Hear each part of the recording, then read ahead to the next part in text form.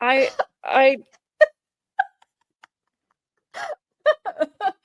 Guys, this is Megan's live reaction. She had not seen this TikTok. I had just told her the tea. this is exactly the reason why I don't watch this stuff. I do not need to know. I promise you, I do not need. Oh God, oh please don't. I cannot handle this. I was not built for this kind of content. So Okay, I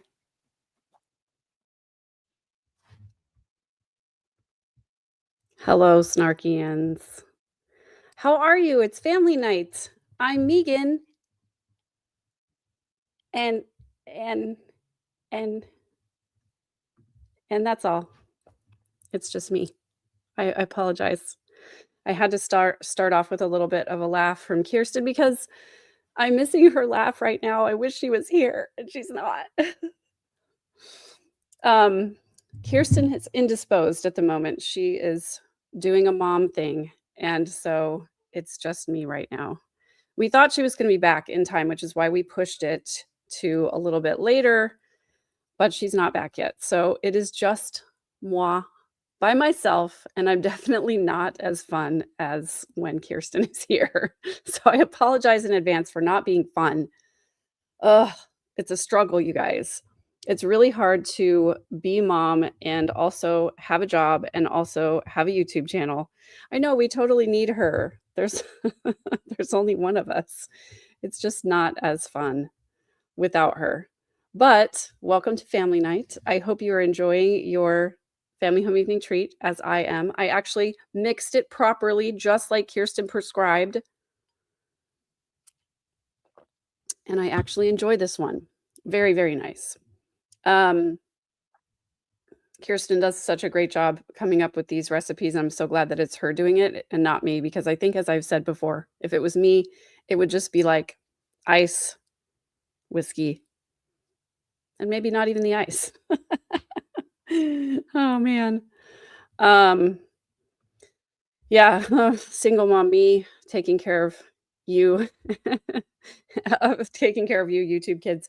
Yeah, I actually took my youngest daughter to my favorite place in the entire world, the Department of Public Safety. Just kidding, it's not. I hate it there. And we did not come away with a license. It was my fault. I missed a requirement. And so now, guess what? We have to go again. Isn't that going to be fun? Woo! That's exciting. So my daughter missed school and I missed working for no reason. And yeah, there we go. Yes, I have tried Whiskey Rocks, and believe it or not, I don't like the way that it alters the taste of the whiskey. I know rocks are not supposed to taste like anything, but they do to me. So I hate it. Dobra. Oh my gosh. Yes. So tonight we were going to have a story about Mormons building a tower to heaven. Now we still might do that because it's a pretty silly story. But first, I feel like I have to correct an egregious error. Last week when we were on, for those of you who joined us, we had Joe from the Church of Korihor, first herald of the Church of Korihor, joining us, and we had a lot of fun with him. We had so much fun with him that I forgot to do the current LDS version of the Korihor story. And I was Korihorified when I found out that the LDS Church has completely whitewashed the whole story. They don't even mention anything about Korihor begging from house to house. They don't mention about him being trampled in the streets or dying an ignominious death or any of that stuff. It's just completely whitewashed.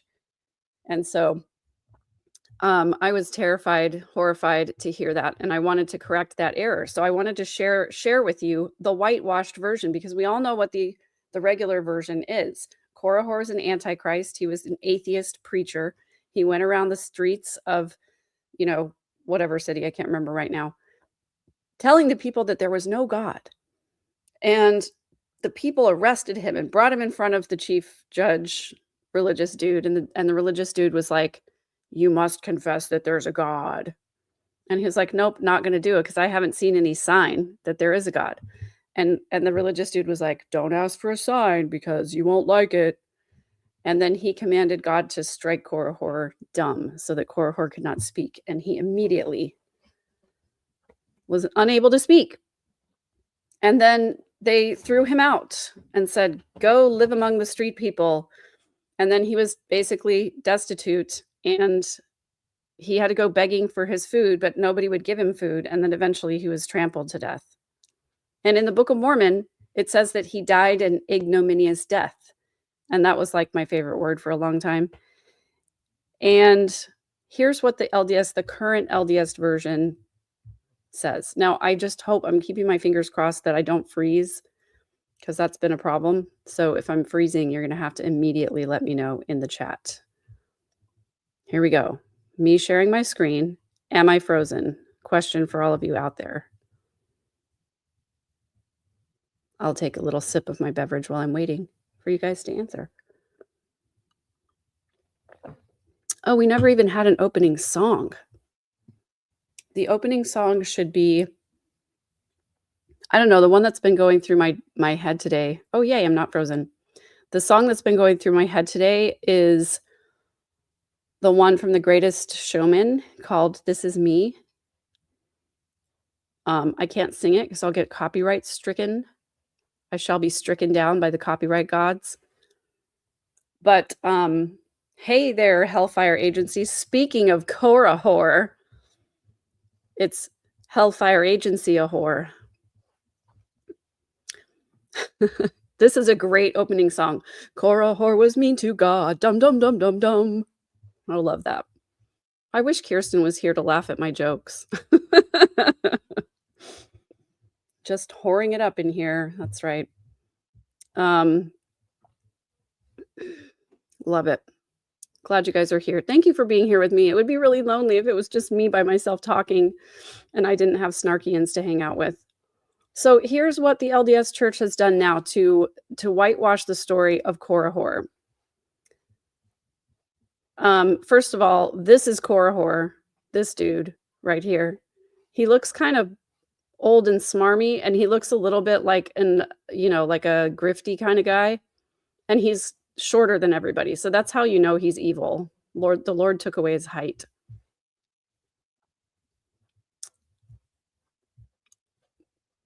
Thank you, Angel Eyes, for posting the korihor.org link.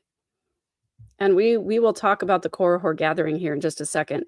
But first, I want to make sure I don't forget to do this again because I forgot last time because Joe was so entertaining. A man named Korihor came to the land of Zarahemla. He told people that God and Jesus Christ are not real. Korihor said people could only know something if they saw it. He made fun of people who believed in Jesus. And just to prove how evil he is, here he is making fun of a little boy while his mom watches. That's weird. I don't like that at all.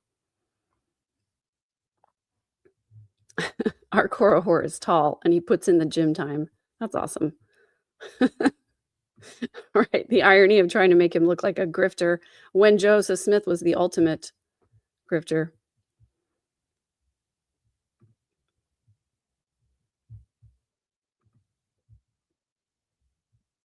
Korihor said, "Look at him preaching here. I think we need to get you a staff, Joe." Korihor said people did not need God's commandments. He said people could do anything they wanted. Many people believed them, and they decided to do bad things. So, I mean, this is like the whole shamey thing of like, if you were just given unlimited agency and you had no rules and no commandments, you would automatically choose to do bad things. How presumptuous of faithful people. Korihor tried to teach the anti-Nephi Lehis, and I think we discussed this last time. Don't let us get into it again. But Joseph Smith wanted us to believe that the word anti in this case meant somebody who was for the Nephites and the Lehites, Nephi Lehi people, those dudes. But they did not believe him. They tied him up and sent him away. That's a very Christ-like thing to do. If you do not believe the teachings of somebody, is to tie them up and send them away. That's my favorite thing. My favorite Christ-like way to behave.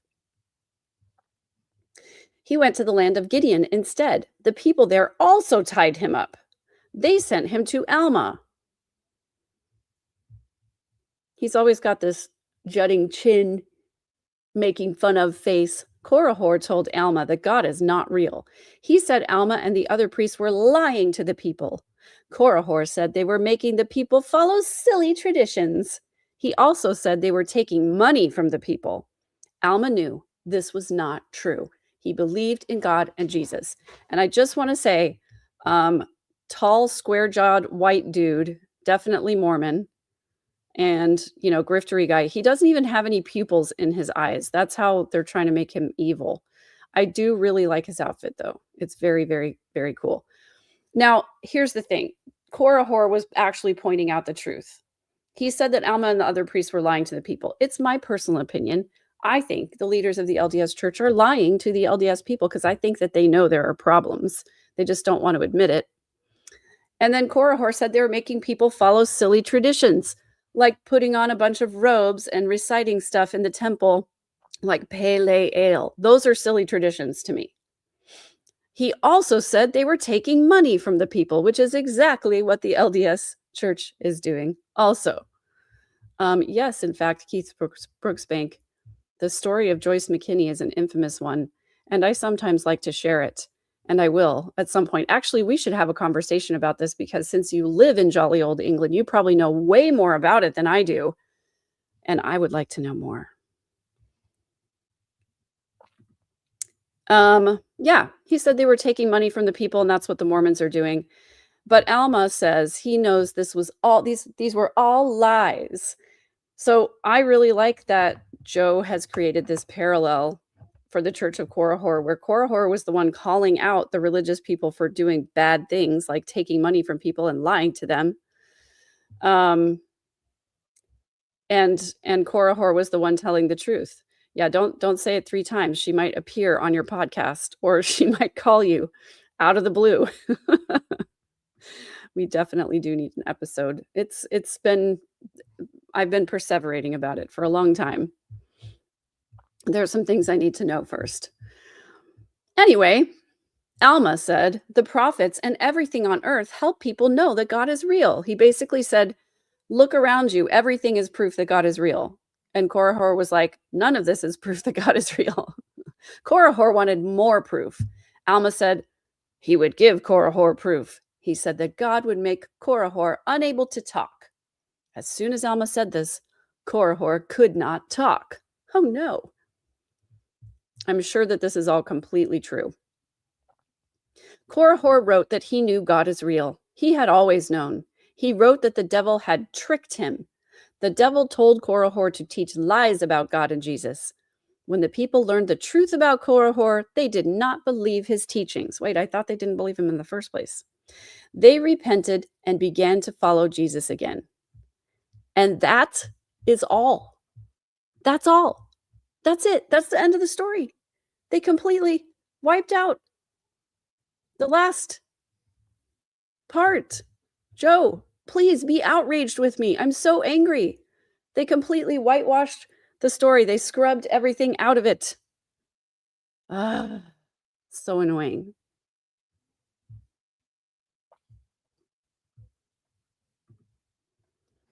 Trevor Larson says, I asked Joyce if she was on any medication at a Q&A after her documentary. Everyone turned and looked at me. I love it. Thank you. I'm so happy you told me that story. Yes, thank you. They left out the best part or the worst part. They also left out all of the things that make Korihor the best story. They left out the word ignominious. How could they do that? Yes, I have heard about the LDS church shrivel in England. So Joe is, he was busy preaching on Sunday. I got to see some of his preaching on Sunday. And I will come back in. I'm outraged. I hope you guys are all outraged too that Korihor did not get his true telling of his story. Yes, it's what they do. We know this. But I'm going to reiterate. I'm going to re-invite you. Okay, Joe's back in St. George. Excellent. Glad that you made it back safely. And I will also be in St. George along with Kirsten on February 21st and 22nd, actually 20th, 21st, and 22nd, the evening, Friday evening, all day Saturday, part of Sunday. And as soon as Thrive is over, we will be going to the Church of Korihor to their event, and I will be speaking and singing there.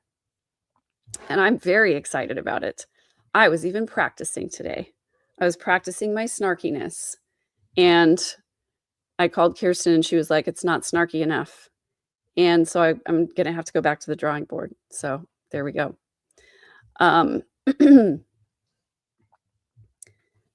Scab says, I think they left out ignominious because they found out he's a member of Gwar. God. Yes, everyone is welcome. We desire all to receive it. Please come to the event. There's going to be a silent auction, if I understand correctly. And yeah, the Mormon retirement Mecca. That is very true. I actually don't know the song well enough to perform it myself. I don't think that I would do it justice. And so I am not planning on singing that particular song unless Joe asks me to, in which case I might just have to learn it. Silent auction with several original pieces. And I actually really love your painting and art, Joe. And I'm sure there will be other artists as well. I believe that's what you told me, if I remember correctly. Yes, if you're in St. George, time does drag on. And if you don't know the story of St. George and the Dragon, you just don't know any cool stories. I hope that it will not be a silent but deadly auction. I'm planning to still be alive at the end of it. I actually had some I had some really fun things that I was going to share with Kirsten, but I don't want to share them without her here because I want to get her live reaction. And she's probably watching and she's probably mad and she's probably like, oh my gosh, this is so boring. So boring without me. All right. Well, now I guess I would like to open it up to Q&A. Ask me anything without Kirsten here, and I will probably tell you. Although I reserve the right to not any of the cues that I don't want to. Joe. Hey, I know that I would love to have Megan record for us a version of O Korihor. All right. I have to tell you, though, we've had this conversation before. I'm not a fan of AI music, mostly because it's like the music is okay and the lyrics are okay, but they sort of miss each other. It's not really a closing that loop. And so I might have to change some of the words. So I started to record Pale Blue Dot because I really loved that one. But it just was, again, it was one of those things where I really liked the music and I really liked the words, but it just didn't meet for me. When there's the wrong emphasis on the wrong syllable of the word in a song, it throws me off. I don't like it. So I might have to rewrite a Pale Blue Dot song as well. I don't think it's a parody of O Canada, although fun fact, I have written a 4-part a cappella version of O Canada. Because at one point, my a cappella choir was asked to sing at an event, and they sang the national anthem, and they were like, oh, by the way, half of our employees are from Canada. Can you also sing the Canadian anthem? So, yeah.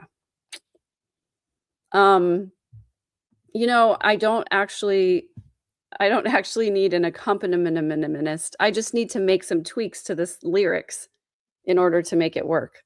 But I would love to have Kiki accompany me because she is a talented pianist. And we have plans to do a 2-woman show where she plays and I sing and then I play and then she sings. And it's going to be quite entertaining. We're very excited. We're working on it. It's in the planning stages at this moment. Oh, Canada is not that difficult. It's definitely not as difficult as the Star Spangled Banner. It's pretty straightforward. If you do 4-part harmony, it's pretty straightforward. Have I been to Canada? I don't think this counts because I've only been to the Canada side of Niagara Falls. So I don't think that counts.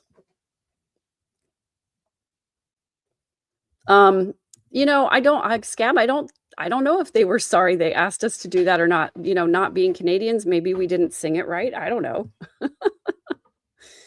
Ah, goodness. Kiki is doing mom things, and she thought she was going to be back in time, but she is not back. So I'm stalling because it's possible she might not make it back tonight at all, in which case this will be a very short episode because it's super boring when it's just me. I don't like it. You don't know about this because it's in the planning stages right now. We've mentioned it like just casually a couple of times, but it's not ready. It's not ready for public consumption yet. Yes, of course, I would travel to Canada. In fact, I almost went to Vancouver this last. Sorry for the dog noises. My dog ate his food over an hour ago, but he's still trying to lick the bowl. Yeah, I almost went to Vancouver because my daughter lives in Seattle, and we were, messing around doing stuff in Seattle, but I forgot my passport and I wasn't about to chance it, so I did not go. But yes, I would love to go to Canada. Banff is a bucket list place for me. I would love to go anywhere in Canada. Jesse Roblin, yesterday, as a Canadian, learned that sorry cannot be used in Canada in courts as an omission of guilt. We say it way too much. That's so funny. You stole my bag. Oh, sorry. Oh, Korihor was originally written to the melody of How Great Thou Art. Oh, Korihor. I actually really like that tune a lot. And the Mormons ruined it. Hey, Momonomo, great to see you. I'm glad you're here. Aw, Angela and I met and served in Canada. That's amazing. Aw, thanks, Biplane. You can lie to me anytime. Love it. I'm definitely way more snark when we're together. Ah! We do not have financial backers for the show, as it is still in its planning and writing phases. It is not ready for us to present to financial backers, but we probably will at some point. Can we change it to the melody of Another One Bites the Dust? Kor e hor. I don't know. Can we? Oh, sad you didn't make it to Vancouver, 30 minutes outside. Oh, okay. Well, I'll definitely be back because definitely, I'll be back up to Seattle and hopefully not forget my passport this time. No, I'm not calling you a liar. I'm just saying you probably are stretching the truth a little bit because I know it's way, way, way, way less boring when Kirsten is here. Good tip. Banff is amazing, but go on an off time. Yeah, I know it's probably pretty crowded. Vancouver Island. Yeah, that was on my list. Definitely. Oh, you're a resident there. Well, glad to know that, Madly98.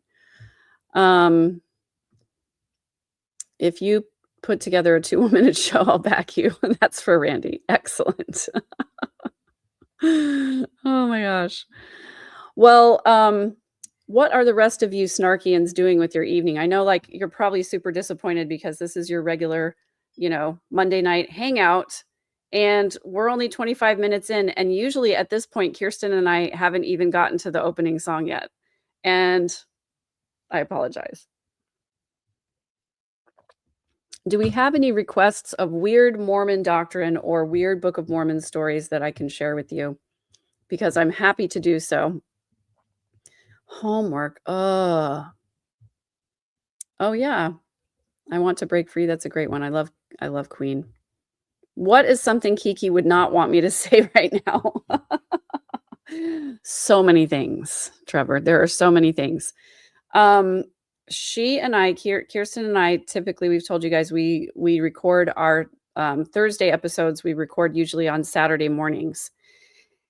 And we're usually scheduled to record sometime around either 10 or 11, depending on our schedules in the morning.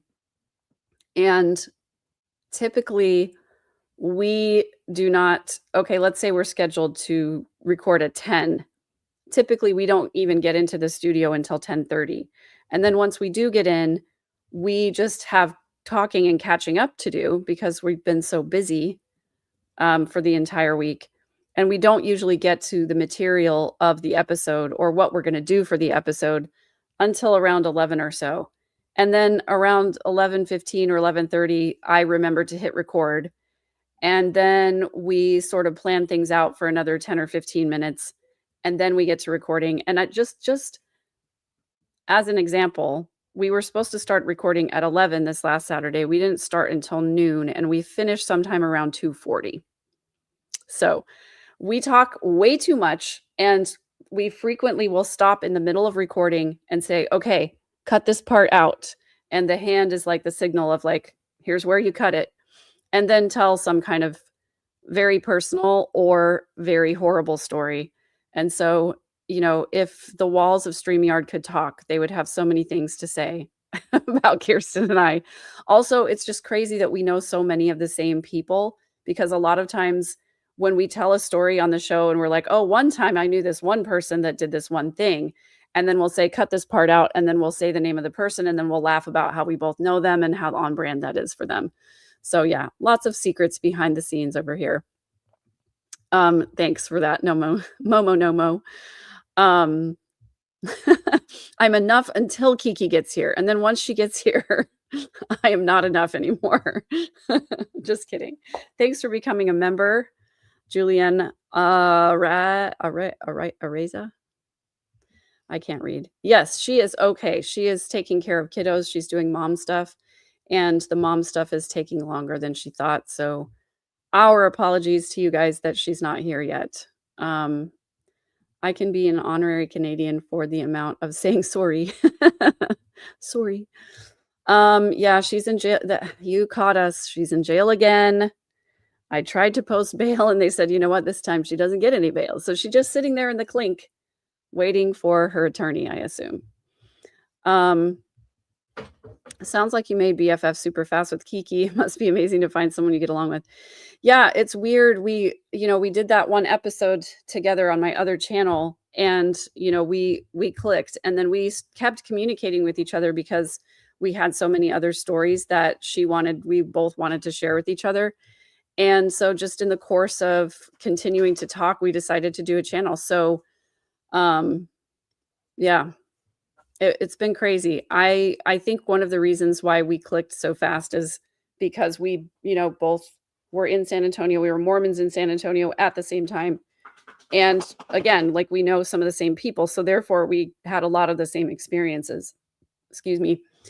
And beyond that, though, we're both snarky, and we're both, I don't know, we've talked about this before. We have a lot in common, but we also are very different in a lot of ways. So it's a good match, and I'm really enjoying our time together. Keith, and I can't imagine what it must have been like to be a childless couple in the church and to have all of that pressure all the time, to be having kids and families are forever and all of that. It must have been so painful.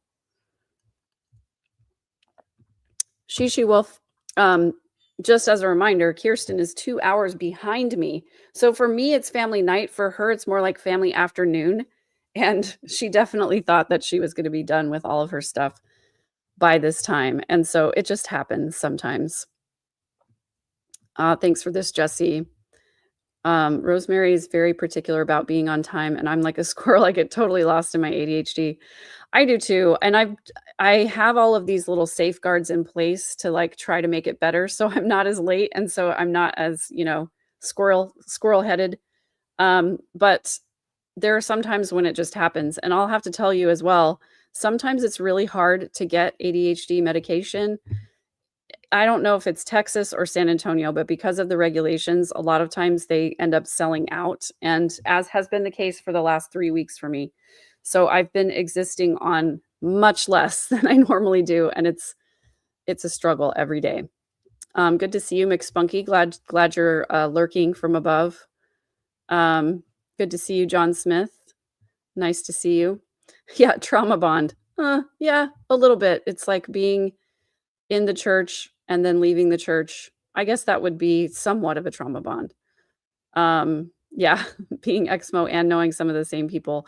Yeah, it's just really funny how that worked out. And then she left San Antonio, and even though we sort of knew each other, we met each other, but we're far enough apart in age that we weren't like in the same group and we weren't in the same ward. But we've told the story before of how I was playing the piano at the Nativity one time, and she came up to me and told me that I played well and that I was pretty. And then I was actually a leader when she was at girls' camp one year. And I can't wait until we do our girls' camp episode, because Kirsten has one of the most epic girls' camp stories ever, which of course she does, because she has an epic story about everything. I've got some good girls' camp stories, but the one that I've heard her tell is the wildest one I've heard.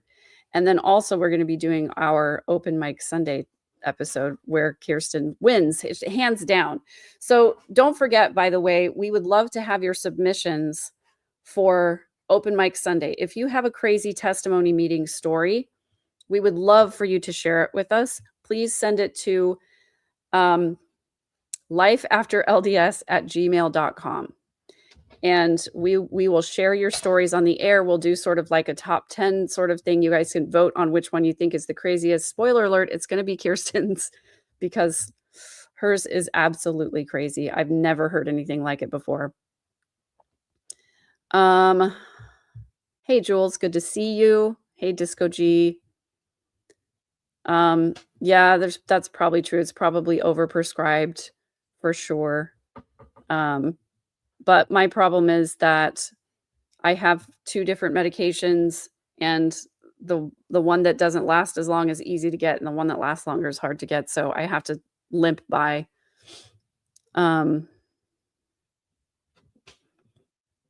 ADHD med I'm on is a pro drug, so it can't really be abused in the same ways. Yeah. Yeah, and also because of the rules here, I have to go to the doctor every 3 months to be tested to make sure that I'm actually using it and not like selling it to children or something. It's crazy. Oh, I'm so sorry. Yes, please tell us about share a story about our game called Testimony Bingo. I think everybody should go to testimony meeting with a bingo card from now on. That sounds like fun. I would go to church if I had a bingo card for that. Yes, I love salmon tanner. My Zelf candle is, I don't know if they have more than 1 scent for Zelf on the shelf, but this one is banana nut bread and toasted coconut. It's one of my favorites. It's from the Exmo Candle Company, and they have such cute little sayings on here. It says scented candle hand poured with heathen hands, and then it has the date and the signature of the person that poured it. And then it says lighting outer darkness together. And it has a little tapir on the bottom. And yeah, it's a beautiful candle. Smells lovely. It has a 40-hour burn time, and it came in the cutest packaging ever. So I love it. We are definitely going to have to get a candle for ourselves as well. It is, yes, they drug test me when I go in to get my prescription refilled for Adderall, because it's a controlled substance, and it is a pee test. So there you go, a paper test. I have to say, when I got tested for ADHD, I could tell during the testing that I was not doing well on the tests. And when I got the results, I was shocked at how bad my ADHD is. Like, I guess I don't mean bad, but I mean like it is absolutely conclusive that I definitely have a mixed type of ADHD. And there was one of the tests that I took that I got it wrong 60% of the time, which means that my ADHD was very high. It was a test that yeah, paper test, but you have to use your blood to write. It might just be Texas, Jesse. it's definitely possible it could be just Texas, because I know a lot of people who don't have the same problem. But the test that I did was I had to sit in front of a computer screen, and it would put the letter X on the screen, and I had to hit the space bar every time the X came up. But sometimes it would be a different letter, and sometimes it would be a number. And when there was only 1 second between letters, I did okay. But sometimes it was 2 seconds between letters, and sometimes it was a second and a half between letters. And I was sitting at the doctor's computer terminal, like his personal computer, and his desk had all this stuff all over it. And also there was like Post-it notes around and everything. And so when there was only 1 second between, I was fine at concentrating on the task at hand. But when it was 1.5 or 2 seconds apart, I found myself like looking at the stuff on the desk, like getting distracted about like, oh, puppy. Hi. Hi, puppy. You want to come out? Sorry. I found myself, I'd hit the space bar and then I'd be like, oh, there's a sticky note over there. And then I would hit the space bar. I'd be like, huh, that looks like a password. And I'd hit it again and I'd be like, that really does have to be a password. And I'd hit it again and I was like, but it says 666. And I'd hit it again and I would go, why does he have 666 in his password? And it just was like impossible for me to continue to concentrate, especially the more it was like 2 seconds in between and stuff. It was really awful. I got those wrong 60% of the time. It was really bad. It's funny to hear you say about the beverages, because one could say Kirsten has a beverage issue because she has so many cups at the same time that she's actively drinking out of. But I have heard this about ADHD, that there have to be several beverages around. And I identify with that for sure. I cannot believe this, Disco G. Your ADHD test was a paper page that I was supposed to fill out and bring it back. Oh my gosh. The very first provider that I went to for medication had the most ridiculous policies that I felt were specifically designed to drive people with ADHD insane. Because what I had to do was I had to go once a month, every month. I had to call the office to request that they refill my prescription. Then I had to go into the office and pay $5 for them to write a paper prescription, which I then had to take to the pharmacy. And sometimes the pharmacy would say, well, we're out. So I'd have to go to a different pharmacy. And for those of you who know what ADHD is like, just remembering to make the phone call is the first hurdle. And then once you've made the call, like setting yourself an appointment reminder to actually go pick up the physical prescription. And then once you have it in your hand, to like immediately go to the pharmacy. And if they say they don't have it, it's like, well, that, it's going to be 2 more weeks before I get it, because I'm not going to remember to go check another pharmacy. So it was absolutely crazy. And I finally fired them and realized that not everybody had such ridiculous policies. Yay, Kiki's done. Woohoo! How exciting. I'm so glad. I hope everything went well. I hope you're doing okay. I'm glad you're alive. And I'm just boring over here, so. We went over the whole Korihor whitewashing story. I was not able to get to the tower story yet, but that's what I did on my thumbnail. So now I feel like people are going to be like, this is clickbait. You all suck. So maybe I should bring up the current story.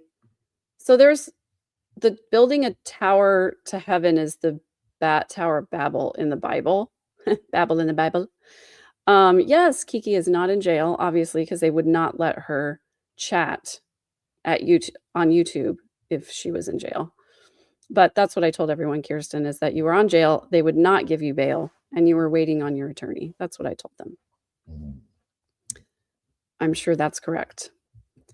So I was going to look up if they had a current Book of Mormon story about. Nope, they sure don't. There is none. Kirsten, you're not going to believe this. There is no story.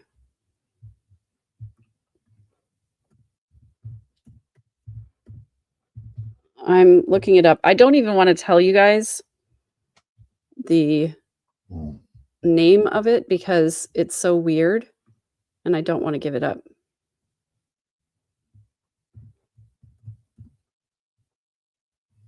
Alma Zormites. Oh, it is. Okay, it is. We do have it here. But I don't know, Kirsten, do you want me to save it for when you're... see, I froze when I went to the other screen. So Kirsten, do you want me to save it for when we're together again? Or are you coming on? Or are you just going to chat?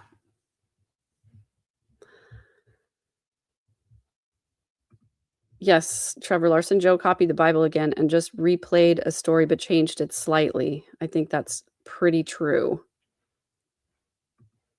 If you talk about building a tower, you are babbling on. Hallie, I'm so sorry your internet ducks. Does it also dip, dive, and dodge? Curious. Inquiring minds want to know. So yes, Kirsten is not in jail. Everybody's chanting for you to come on in their minds. We're all chanting, Kirsten, Kirsten. Oh, Kirsten, hear the words of our mouth.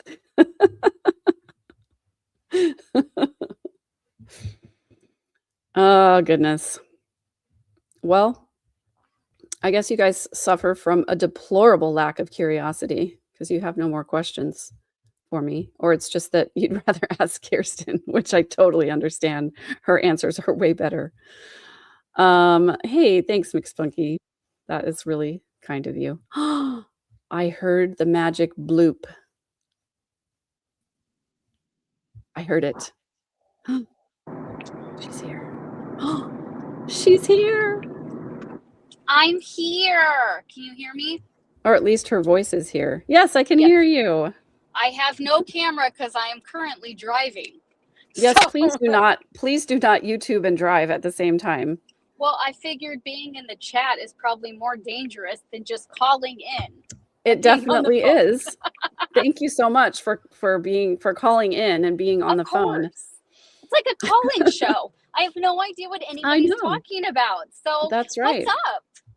Aaron says, our other blessed matriarch, where beeth she? I was at something super, super not fun and yet required when you're an adult. Yeah, so. Adulting sucks. I tried to push things and I was like, that's not going to happen. Yes. Keith says, we desire all to receive Kirsten. Well, there you go. and Trevor says she's even whiter because all it is a white circle. Oh my God, I didn't put my picture. That's true. Okay, can I tell you guys, today I was like in my feelings this morning doing my hair and makeup, and I was like, should I go get a tan before I go to Thrive so when people see me in person, they don't know how white I really am? The answer was no. I know. No, you should not. You guys know. I am, in fact, an inbred Mormon. Yeah. So Jesse says, and this is a fantastic idea. I agree. One FHE, we should dress up like the jail photo of our ancestors. We totally should. No, Megan. We shall reenact it when you come. Well, we're going to have to special order some suit jackets that have stripes on them. That shouldn't be hard. We can Sharpie that stuff up, man. And then we can set up a little rocking chair or whatever on my front porch. We'll have John take a picture. Sepia tone that shit. It's going to be awesome. We're going to need to bring back the magic mustache. Oh, hell yes. Except we're also going to need big, I'm going to need a long beard. Yep. Hey, my grandpa doesn't have a mustache. If you look at it, he's just got the chin strap. Oh, that's true. I think So, mine does too. I have to go back and look at the yeah, picture again. Now I have pretty exciting. mustache in my mouth. Did you wear the mustache? I just And I held it up, and missed now I it? have fuzz in my mouth. Oh, I'm not watching you. I'm trying to drive, so I'm not Yes, watching. please don't watch me. It's not worth it, believe I me. shall not. I also am not having a margarita, which sucks. I just have Yes. stupid water. Ugh, dang it. Ugh, But like a probably healthy best person. while you're in the car. Yeah, Otherwise, you really will be in jail. Ooh, yeah. Jesse says Rosemary has decided Kiki is translucent. Oh, that's And probably true. Aaron says stay white like the Holy Ghost.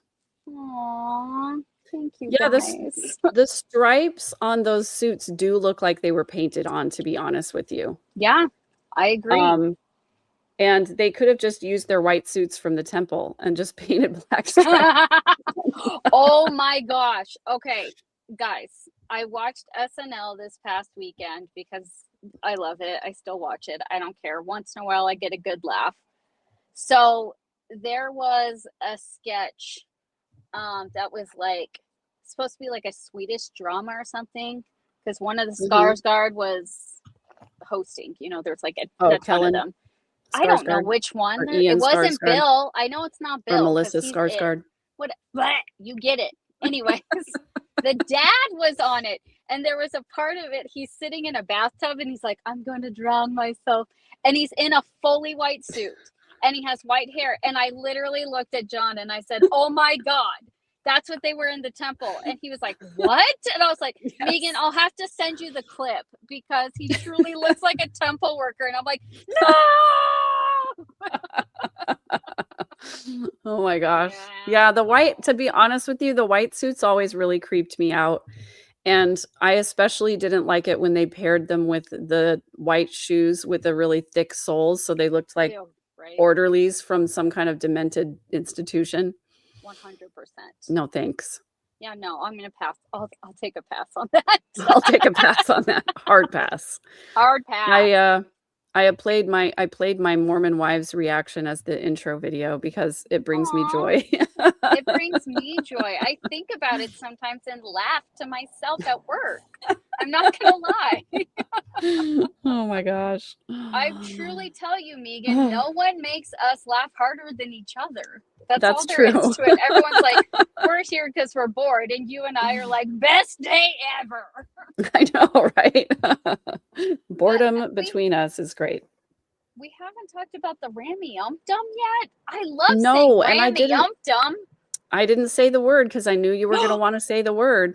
And I did. I really You wanted did. to say You Rammy say Ump it. Dum. So stupid.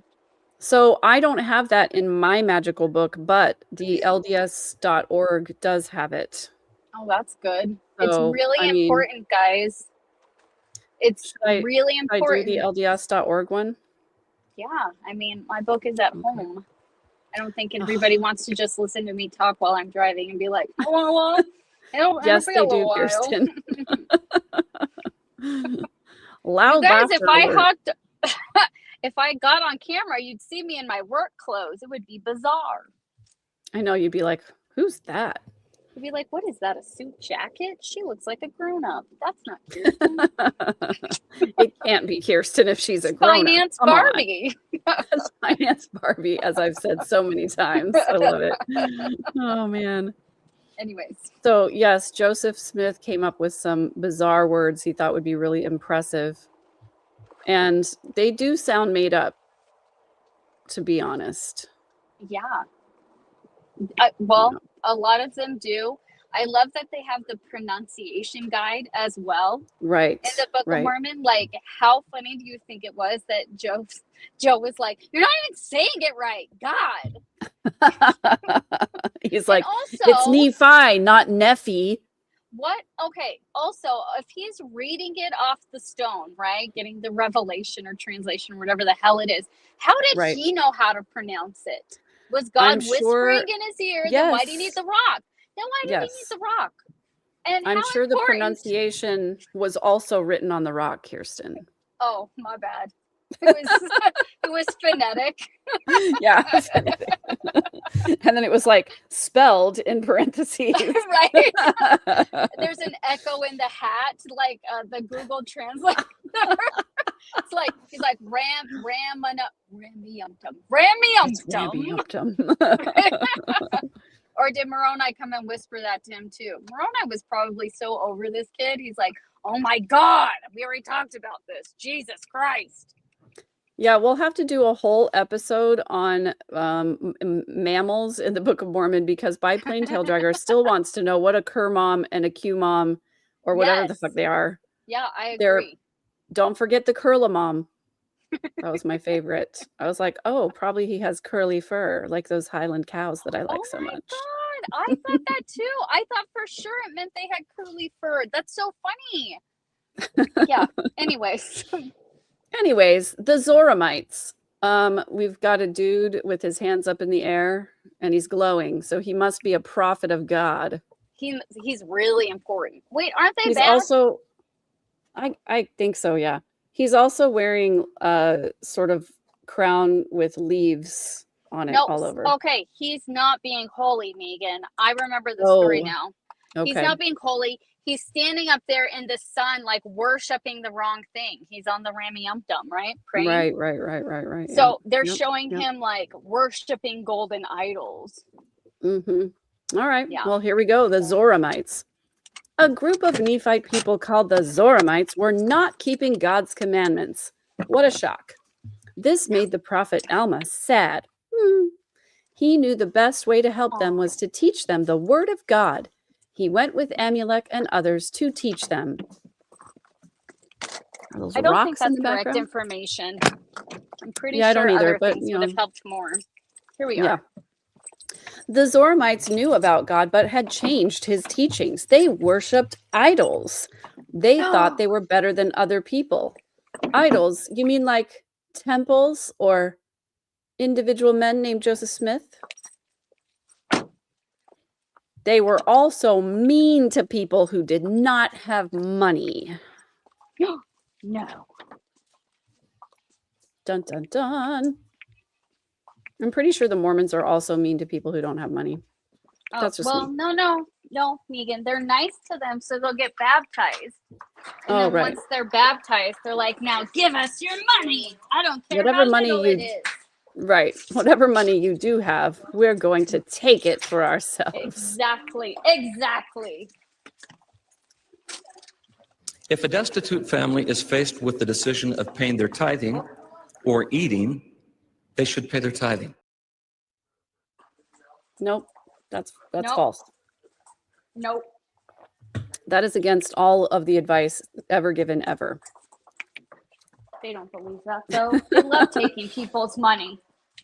Biplane Tail Dragger wants you to know that she has a sourdough starter named Dobra. Oh my God. Yes, that is a very important thing for me to know. And I love it. That's amazing. Oh my gosh. That made my whole night. Which has been a very shitty night. So thank you. You are welcome. Madly, it is a wild soundbite to have out there on the internet. There are more, and we will be showing them to you every time we come across them. Yes. Just PS, because we're talking on the phone now, so I don't have to follow an agenda, apparently. I saw a TikTok today of a girl. I'm shocked. I did. Well, yes, it was just recently. That she went back to church, and she said they called it the Church of Christ. And she went in as an investigator. I'm doing air quotes, but you can't see it. Thank you for letting me know. Of course. The missionaries invited her to church, so she went as an investigator. And so they were just calling it the Church of Christ. And nobody talked about the prophets or anything. There was even a part in the lesson where they were supposed to talk about Brigham Young. And the missionaries said to skip it. What? Yes, I sent it to you. Crazy. Right? She was like, I know they're trying to whitewash this shit. And I was like, I must know more. I That am was fairly certain that the name the Church of Christ is taken. It is, because I went to the wrong website once. That's so funny. Literally, it's Oh my God. thechurchofjesuschrist.org, and then this one is churchofjesuschrist.org, or vice Mhm. versa. Mhm. So, Church of yeah, it's Christ. bizarre. Yeah. Yeah. Churchofjesuschrist.org is the LDS rebranding itself. Yeah. But yeah, Anyway, sorry. wild Back to the behavior. Zoramites. All right. So now we've got a guy standing up on a platform with incense burning all over the place. Ooh. And this is the Rameumptom. But do they ever say the name? I don't think they say the name. The Zoramites had built a high place to stand in the center of their churches. One by one, they stood on it and prayed. Sounds kind of like open mic Sunday to me, to be honest with you. I agree. Because you do have to go up the stairs to get up to the microphone where you're going to say your thing. And just think, if people are up there and they're rather long-winded, Yeah. do you think their arms or legs got tired or anything? Like, Probably. I don't know. They were That probably would be like, what I think. make the prayers shorter next time. Right? Here's the most damning thing, Kirsten. They would pray using the same words every time. Oh, no. So what's that thing in the Bible called the Our Father? Isn't that like people saying the same words every time? And also, Yes. one could argue Open Mic Sunday is much the same because every freaking person gets up there and says, I'd like to bear my testimony that I know the church is true. Yeah. Well, maybe Anyway. they do, Megan. Maybe that's what they know. Maybe that is what they know. In the prayer, they said that God did not have a body and Jesus Christ was not real. They said they were How did that prayer go? They're like, Dear God, I know you have no body. Like, what? It sort of sounds like Joseph Smith is making fun of the Nicene Creed because it says without body parts or passions. Oh, you got a point. I never thought of it, but you're right. They said they were the only people God would save. Does that sound familiar to anyone? Anyone? And Mormons are like, no, we believe that everyone can be saved, but not everyone will be saved. Yeah. Yeah. Yeah. Those damn Mormons. Yeah.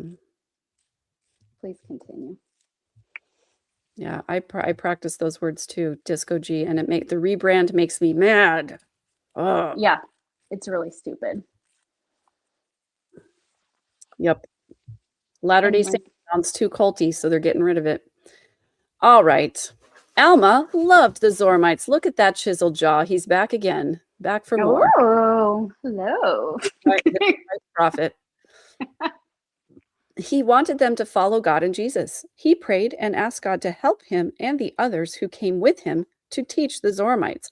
Can you imagine like the audacity of someone just like walking into a Jewish synagogue and being like, you guys are doing it wrong? And here's how it's supposed to go.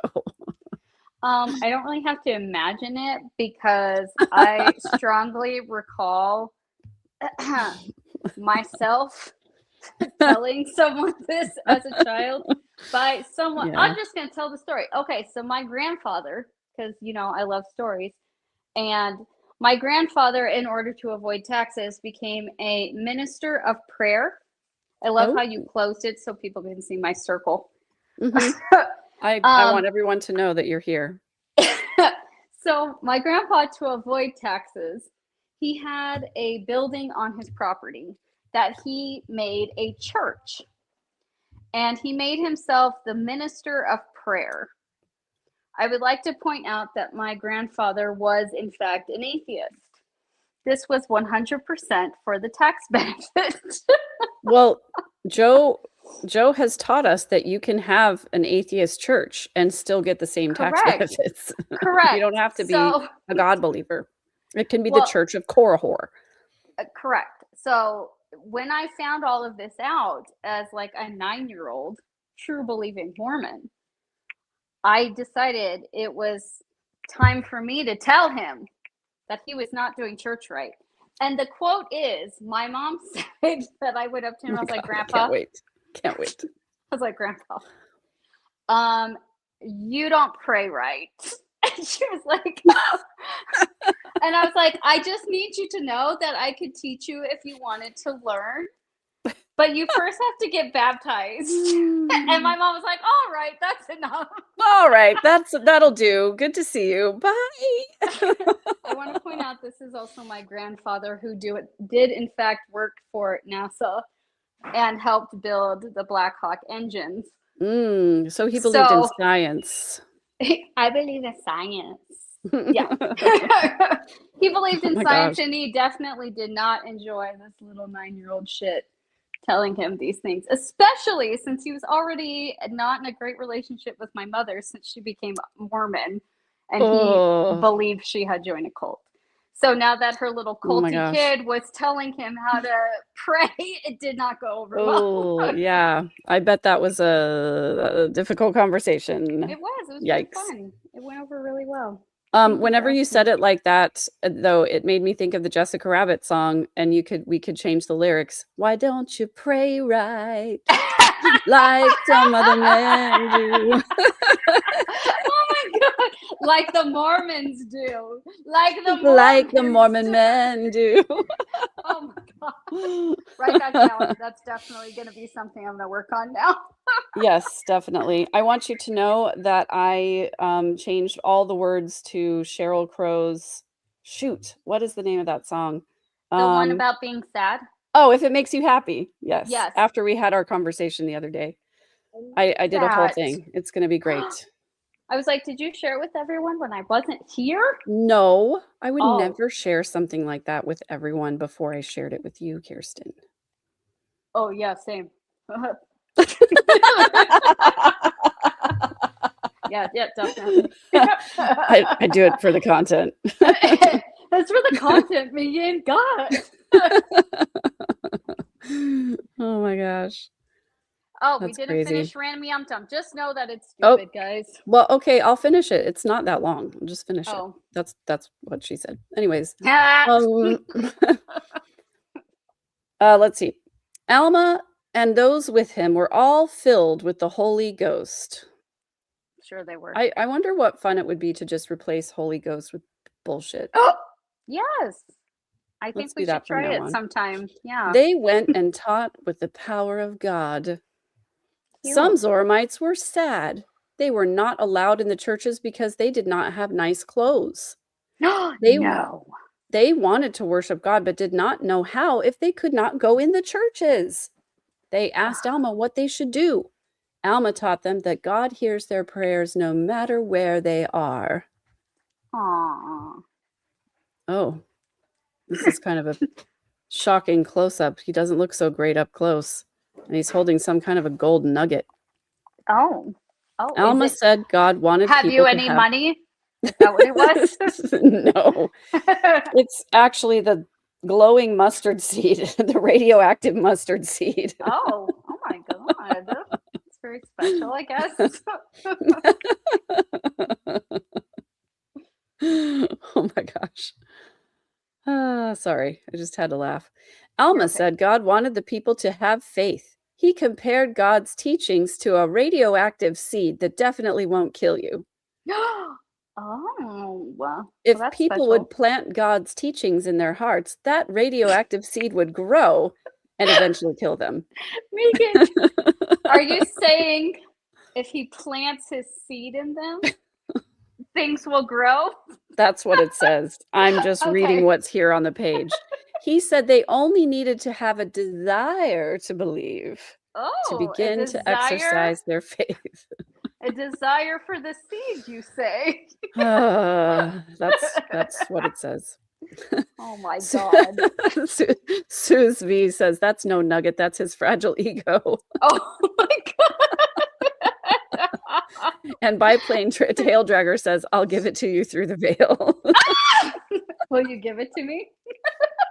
Through the hole in the veil? That's right. There is a hole. Oh, goodness. Let's see. Where was I?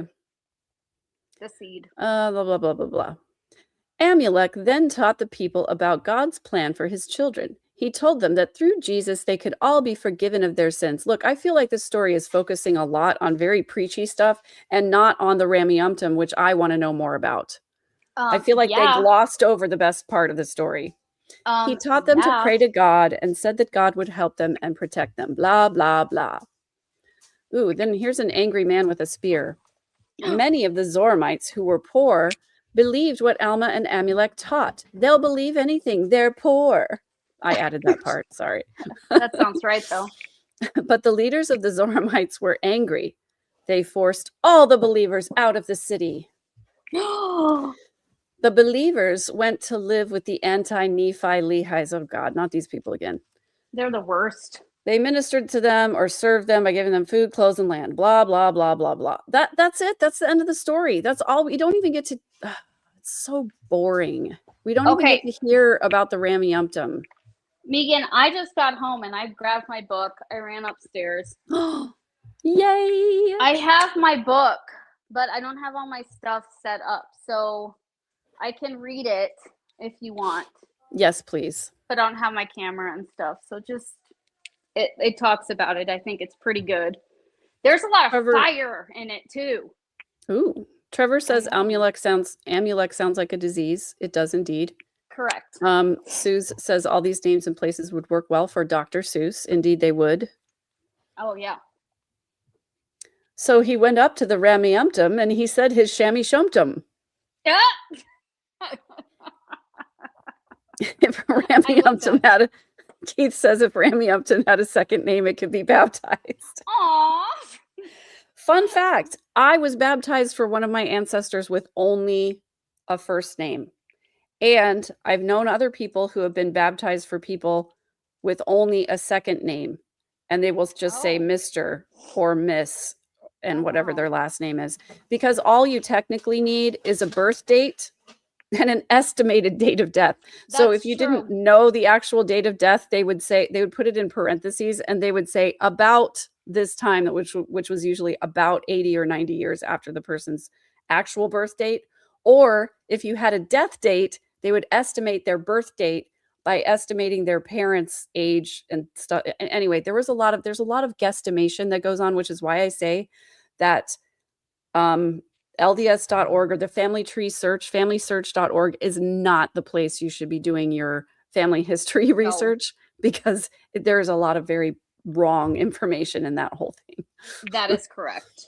I mean, it's correct that it is incorrect, right? Yes. Okay. Yes. Trevor says he has terminal Amulek. He was diagnosed with terminal Amulek. So being annoying and telling everyone they're not righteous, that sounds right. Wow. Holly Cram says she was Hallie Cram says I was baptized for a whole list of Marias. Oh. Yikes. And Biplane Tail Dragger says I have someone called, quote, Indian Maiden. Oh. No, all these John things Smith. are like, you don't need three. John Smith, you do not need three forms of ID. In fact, all you need is either a first name or a last name or a birth date or a death date. But no, you don't have to have all four of those things. You only have to have one of those four things. Everything else can be estimated. So I actually did a full endowment ceremony once for a lady, just Mary. That's all it was, just Mary. Yeah. And I remember even doing it. I was like, what the hell? Like, how do they know? How do they know? And I was telling myself, in my Mormon brain, I'm like, God knows. And she knows. Oh my God. But literally, like, so freaking stupid. Mormons are my gosh. I mean, at least when I was, just like my most recent short. It's true. Mariah Carey knows. Okay. Stumpers 69M3 has the best suggestion ever. It would be funny to submit the name Don Nedick into the record so someone would have to be baptized for them. And I have to say, you could go to FamilySearch.org and submit any name that you wanted to. And some Mormon would eventually be baptized for them. So go have fun with that. Yeah, again, 100%. All you need All you need is a birth date and or a death date, and either one of those can be estimated. But I am tempted to go add to my dad's side of the family tree because their last name is COX, and there are lots and lots of things. I could add names galore. You totally could. I could name Cox galore to the family tree. Dude. Seymour is one of them. Yep. Harry is one of them. No. What? No. What would be even hilariouser would be to like, yes, it's a word. I didn't just make it up. Would be to have like foreign language first names that mean something funny with the last name. Yes. I could have so much fun with this. Dude, what else are you gonna do? Go do it. What are they gonna do? What are they gonna do, Megan? How are they gonna know? How are they gonna know? Straight to jail. They're going to be in the middle of a baptismal session with a bunch of 14-year-old boys, and they're not going to be able to contain their loud laughter. Oh my God, right? The boys are going to be smirking so bad. Oh my gosh. All right. Since I'm here and I got my book, I'm not turning the camera on because I don't have things all done. We're on my phone. So here we go. Yep. It's all good. Go for it. All right. So the Ramiyumptum. It's literally called the Ramiyumptum, chapter 28 from the Children's Book of Mormon stories. Okay. The Zoramites had once belonged to God's church. They had become wicked and were worshiping idols. See, I told you they were bad guys again, or now. I don't know. It always goes back and forth. The Nephites wanted to keep the Zoramites from joining the Lamanites. So Alma went with some missionaries to preach the word of God to the Zoramites. The missionaries were surprised and upset how the Zoramites were worshiping in their churches called synagogues. I always thought that was funny that they had to throw that in there. That is funny. In the center of the church, the Zoramites had built a high platform called the Ramiyumptum. There was room for only one person to stand at the top. And they kind of were doing that, Megan. They had their hands up like that in my picture.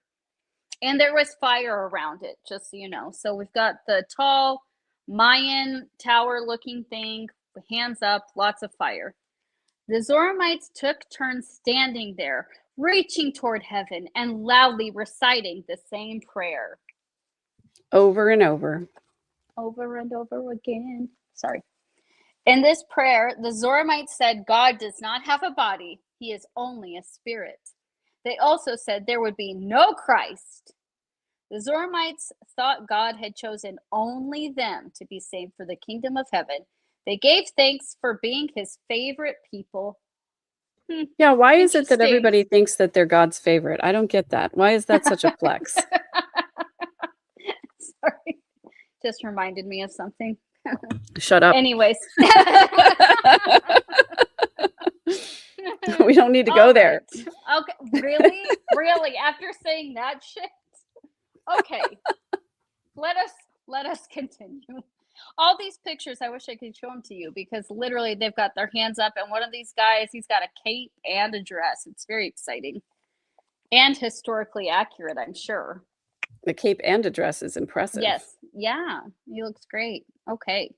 After each of the Zoramites had prayed, they went home and they did not pray or talk about God again for an entire week. Okay. So right there. That's shocking. I know, because you're supposed to talk about God every day. Every day. So every moment of every day. Out, right? At all times and in all things and in all places. Until you die. You shall be in all places you shall be in unto death. Stop. I hate it. I do too. It's awful. The wealthy Zoramites loved gold and silver, and they bragged about their worldly treasures. Alma was sad to see how wicked they were. In this picture, they're holding up fine linens, and there's gold all around them, just so you know. Literally, the guy is holding up like a big thing of fabric. Oh, my gosh. Their All right. fine twined linens. You know what? Just Exactly. it just occurred to me, Kirsten, because Yeah, my brain is all over the place at this time of night. Um, correct. Joseph Smith's family was really poor. Yeah, So this is obviously him like trying to make his family feel better about being poor. probably. I mean, And it makes and sense. they're constantly making fun of people who wear fine twined linen and the women with their tinkling bells and Right? And golden hair and clips. earrings. Just because he couldn't afford to give one to Emma. Aw, poor Emma, man. She had the short end of the stick. You know what? I think we need to do stuff on Emma to Yeah, just. I do too. Oh, I told you I ordered the book. Did you read my text I sent you? I did read your text. I'm so sorry. I was driving when you sent it and I didn't respond. That's okay. That was the wise thing to do. I'll I tell thought everyone that here. I thought my response. Sounds right too. I bought a book that was written by Brigham Young's 19th wife, the one who testified before Congress about polygamy and how bad the women were treated. She was the one that divorced Brigham Young, the very first polygamous wife to have a literal legal divorce. Yep. And she wrote a book, and it says even in the front, this was brought and read into Congress. It has the date and everything. And I bought this version specifically because it was from a Utah library, and it has a stamp across the top that says withdrawn. Oh, yes, I remember Yes. reading that. I love Yeah. that. So So this is that's why I the got that one. original ex-Mormon snark, and we're going to tell you guys all about her, and we're going to be reading from the book because she was one bad bitch. Yeah, she really was. She writes out the entire temple ceremony in it and makes snarky little comments with each thing. Yep. And puts like why she thinks it was put in the ceremony and stuff. She's fantastic. Yeah. Okay. Trevor to the Larson Ramiantone. says Brigham should have Yes. stopped at 18 wives. Classic mistake. Didn't he end up having like 53 or 43 something? or something like that. It's Yeah. crazy. He was just trying to top. It's, just like these old dudes with their trying to top the number of temples that they announce. Brigham was trying to top Joseph with the number of wives he had. He's like, ha, see? After you died, I had twice as many wives as you. Yep. One thing that's funny about her name is Anne Eliza Webb. One thing that she talks about is that Brigham kept asking her to marry him, and he would give her a monthly stipend of $1,000, which was a crap ton of money back then. Yeah. And she told him, I would never marry you, not for all of the money, even if you asked me 1,000 times. Yeah. Which is why he was so mean to her. What's the name of the book again? I think it's called The 19th Wife. I'm afraid to pop out of this because if I go somewhere else on my phone, I'm worried it will kick me out. But I'm afraid too. Maybe it's called like The Diary of the 19th Wife. It might even just be called. It's called Wife Number 19 or The Story of a Life in Bondage. Yes, that's it. Yeah, by Anne Eliza Webb. So she has, I found one that was actually autographed by her. No way. But it was several $100s. So I did not get that one. I got the one that was like, I know. Yeah. Maybe one day when we have a lot more views and members. That's a funny joke. Anyways. Okay, so back to the Ramiantone, just because I think it's funny. So yes, they have lots of gold and silver and bragging. So Alma prayed for him and his missionaries to have strength, comfort, and success in their work. After asking for help to bring the Zoramites back to the truth, Alma and the other missionaries were filled with the Holy Ghost. The missionaries then went separate directions to preach. God blessed them with food and clothing, and that strengthened them in their work. Isn't that special, Megan? This is so funny. Isn't that special? I wish I could show you this picture. The Zoramites who were poor were not allowed in the churches. These people began listening to the missionaries.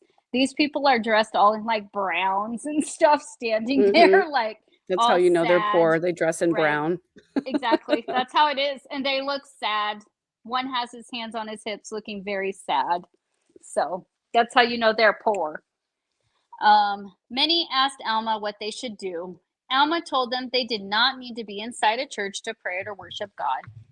Interesting, because now they tell us we do have to. Yep. He told them to have faith.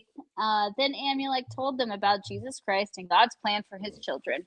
The missionaries left, and the Zoramites who believed them were thrown out of the city. Gasp. Yeah. The believers went to live in the land of Jershon with the people of Ammon. Although the wicked Zoramites threatened the people of Ammon, the people of Ammon helped the righteous Zoramites and gave them food, clothing, and land. Geez, that was a mouthful. That's the last one. So, and this picture, you can see an army on one side shaking their fists, and then people on the other side standing there with spears looking at them. So that means you know something's about to happen. That's right. Bad things are about to happen. So that's the end. Now we know. Now we know. And knowing is half the battle. It's true. Oh, I do have the seed Joseph thing here. Smith. Ew. I have the seed one too. That's its own chapter. And there are pictures of gold seeds, and then it's a tree that has golden fruit on it. Oh, the tree with the golden fruit, you say? Yep, that's literally what it is. Well, that's exciting. Sure. It's like those, remember those pears, you know how those Henry David pears come and they're like wrapped in the gold? Oh, yes. Maybe that's where they got the idea. Yeah, maybe. I had a relative that used to send us the Harry and David fruit basket every single year, which is far better. It was like it was actually, though, I would have loved to have Harry and David pears because the pears are freaking amazing. Yeah, that's what we get. What did you get? But no. My family member would send us the dried fruit plate. Ew, literally, you might as well say, here, have some garbage. Merry fucking Christmas. I mean, it was worse than a fruit cake because with the fruit cake, at least there's also cake with the dried fruit. This was just dates and figs and apricots, and that's about it. Megan, I have to say, not to be disparaging to your family members, but as someone who had to go through those catalogs sometimes at work, like literally, I feel like they wanted to send you, it's like getting someone a Gucci coin purse or something, you know? Well, this particular family member was not known for his generosity. So we were grateful to get anything at all. But actually, I have to say, no, I wasn't. I would rather have nothing than get a fruit tray. I don't want to eat a dried fruit tray. I was about to say, Megan, there are some people also that I have known that I'd rather than gotten me nothing than what other crap is now at my house. Yeah, I feel the way about fruit trays that what's his name on Parks and Rec feels about turkey bacon. When he goes up to the sample and he's like, may I have a sample? And she gives him the sample of turkey bacon and he throws it in the trash while making direct eye contact. And then he goes, may I have another one? I know, I was going to say Ron Burgundy too. Did you put that in my head? I was like, that's not right. Probably. That's Anchorman. It's not wrong. I have many leather-bound books. I don't know if you know this, but I'm kind of a big 60% of the time works every time. I said that at work yesterday, or not yesterday, Friday. And man. I did not get the laughs I was expecting. And then I just went back to my desk. That's because they're dumb. And you should just put me on speakerphone next time. And then I'll laugh. And everyone will be like, oh, we're supposed to laugh. It probably didn't help that I said it to someone who was, Ron Swanson. I said it to someone who is significantly younger than me. And we were talking about options. And he was asking me these questions. And I was like, 60% of the time, they work every time. And he just like looked at me. And I was like, Anchorman, no. And That's a great joke. Thank you. So, and it's kind of Dang. accurate. So It is accurate. Yes, Ron Swanson, Stumpers 69M3. Thrive is not this weekend. It is the weekend of February 20, 21, 22. So And we it's will be in there. 2 weeks. I'm 3 so weeks? excited. Oh my gosh, me too. We were going over our itinerary yesterday. Because we're And nerds. Shut up. We have to maximize the use of time, and we're both type Yes, A we do. personalities. That's right. We have to prioritize content over sleep. Yes.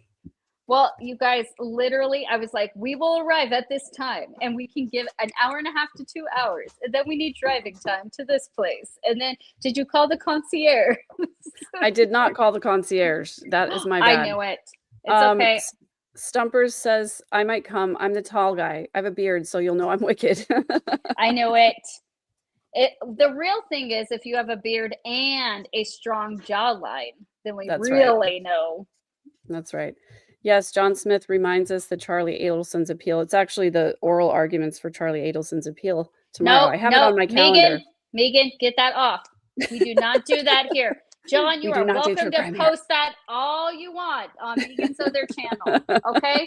And get all of the hate comments over there. This is a clean channel.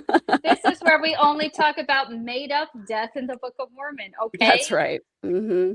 Exactly. Don't make me start blocking comments. I haven't yet, but there's always a first. That's right. Don't test her, people. She will do it. I will. I give 0 fucks. Anyways. Exactly. I'm so sorry I was so late today. It's okay. It was literally the day. You got to do what you got to do. I had a bad day today too, but at least it didn't interfere with my ability to be snarky. Well, I mean, I'm still able to. It was just late. Just late snark is better than no snark. And I didn't even get to make my pineapple margarita, which I was really excited about. I went to the store yesterday and got pineapple juice because I was out. You can make it when we're done. It's not the same. I know. No fun to drink alone. Actually, it is kind of fun, but I was not as say fun. Sometimes. Sometimes it's necessary. Although and it's also cheaper. I love when you and I are on the phone. Guys, just so you know, sometimes we'll get on the phone and be like, I'm pouring a drink. I'm like, okay, I will too then. Yes, true. That does happen. I'm like, what the hell? It's 5:30 and there's nothing in my glass. Oh my gosh. Well, oh man. Anyways. Well, I'm glad you made it. Important. We didn't miss anything important. We talked about I reviewed the Korihor story, how terribly it was whitewashed. I talked about Thrive. I invited everybody once again. I reminded them about our Thursday episode. And I spilled a little bit of tea about how long it takes us to record on Saturday mornings. What? What did you say? I said it was all your fault and that I'm always on time for everything and that I always stay on topic and you're the one who always gets off topic. And they believed you? They believed me and they all said that from now on, they're only going to watch if it's only you and not me.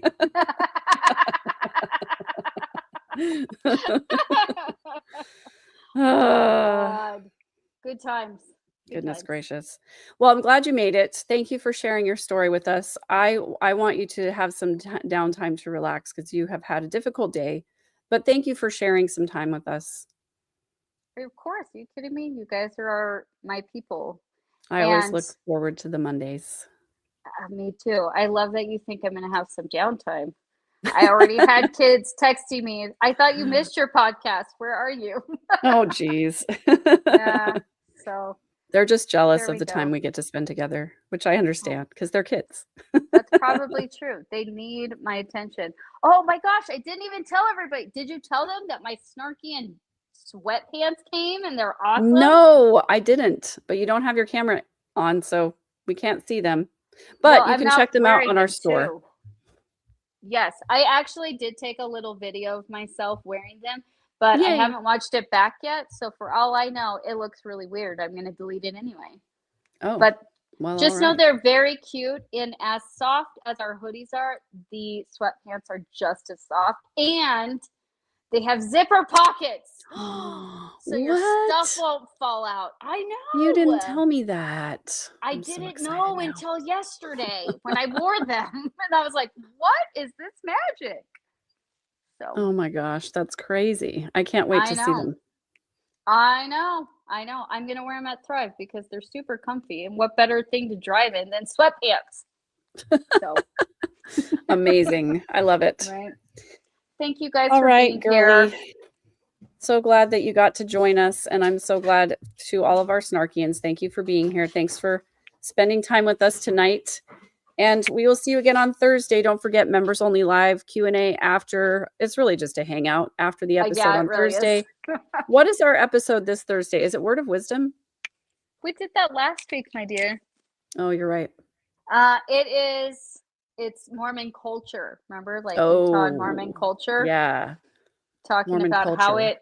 it gets into people's heads and minds and feelings, and that's why I have Utah hair and stuff. Yes. So Appreciate that. Yeah. that'll be a good one.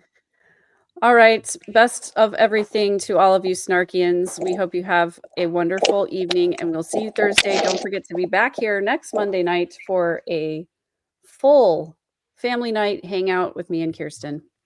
And I'll We'll have see you my camera soon. on. Yes. Bye. Woohoo. Bye. The Lord does not need your money.